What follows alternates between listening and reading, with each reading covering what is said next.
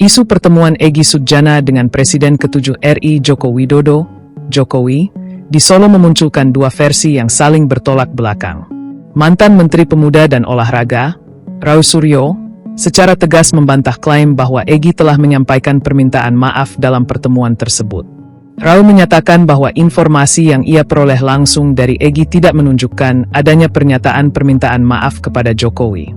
Ia menilai klaim yang beredar di publik sebagai informasi keliru. Roy mengaku mengetahui isi pembicaraan tersebut dari komunikasi langsung Egy dengan seorang rekan, yang bahkan disebut sempat direkam. Dari situ, ia menyimpulkan tidak ada satupun kalimat permintaan maaf yang diucapkan Egy. Selain membantah isu permintaan maaf, Roy juga menyoroti kehadiran dua anggota kepolisian aktif yang disebut ikut mendampingi Egy dalam pertemuan itu. Menurut Roy, kedua aparat tersebut berasal dari kepolisian daerah dan saat ini menangani perkara dugaan pencemaran nama baik terkait polemik ijazah Jokowi. Ia menilai keterlibatan polisi aktif yang sedang menangani perkara dalam pertemuan semacam itu tidak dapat dibenarkan karena rawan konflik kepentingan. Roy memperingatkan bahwa situasi tersebut berpotensi merusak prinsip profesionalitas dan independensi penegakan hukum. Karena itu, Roy meminta Presiden Prabowo Subianto dan Kapolri untuk menertibkan aparat yang dimaksud.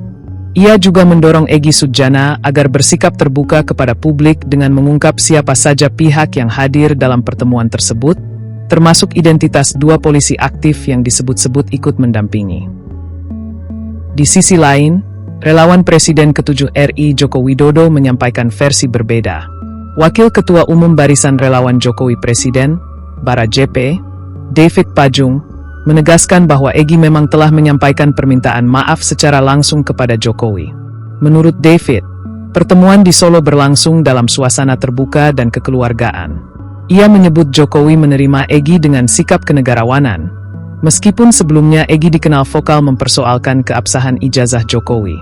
David menjelaskan bahwa Egy sebelumnya berjanji akan meminta maaf jika ditunjukkan ijazah asli Jokowi.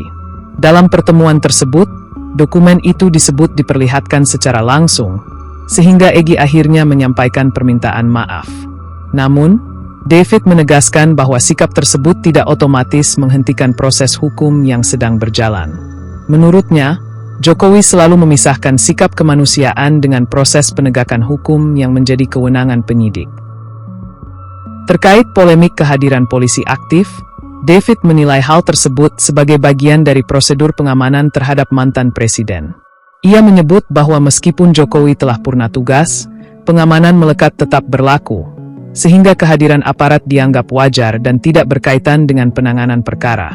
Sementara itu, kuasa hukum Roy Suryo, Ahmad Hozinuddin, menegaskan bahwa pertemuan Egy Sujana dan Damai Hari Lubis dengan Jokowi tidak memiliki kaitan dengan kepentingan hukum kliennya. Ia memastikan bahwa keduanya bukan bagian dari tim hukum Roy Suryo. Hozinuddin menyampaikan bahwa pihaknya saat ini fokus mendampingi klien yang tergabung dalam klaster pertama perkara dugaan pencemaran nama baik terkait isu ijazah Jokowi.